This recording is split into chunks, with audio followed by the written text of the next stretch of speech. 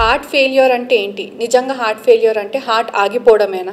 Heart failure అనేది ఇది heart ఒక మోటార్ లాగా మనం అనుకుంటే it's like A pump failure. So గుండె సరిగ్గా సంకోచించకపోవడం ఉండడం వల్ల, కాంట్రాక్షన్ సరిగ్గా ఉండకపోవడం వల్ల చాలాసార్లు బ్లడ్ సరిగ్గా పంప్ అవ్వదు.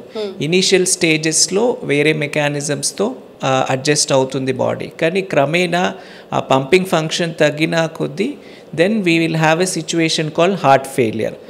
రెండు రకాలుగా హార్ట్ ఫెయిలియర్ ఉంటుందని మనకు కామన్గా తెలిసిన హార్ట్ ఫెయిలియర్ అనేది అందరికీ తెలిసినది ఏంటంటే సిస్టాలిక్ హార్ట్ ఫెయిలియర్ అంటారు. అంటే గుండె సరిగా సంకోచించకుండా ఉండడం వల్ల బ్లడ్ సర్క్యులేషన్ సరిగా ఉండకుండా బ్రెత్లెస్నెస్ రావడం, ఆయాసం రావడం, దాన్ని సిస్టాలిక్ హార్ట్ ఫెయిలియర్ అంటారు.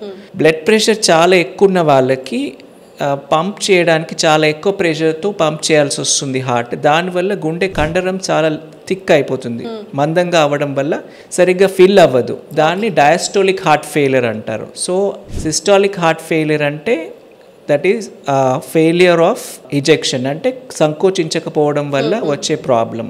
Diastolic heart failure mostly because of blood pressure, high blood pressure, దాన్ని డయాస్టోలిక్ హార్ట్ ఫెయిలియర్ అంటారు.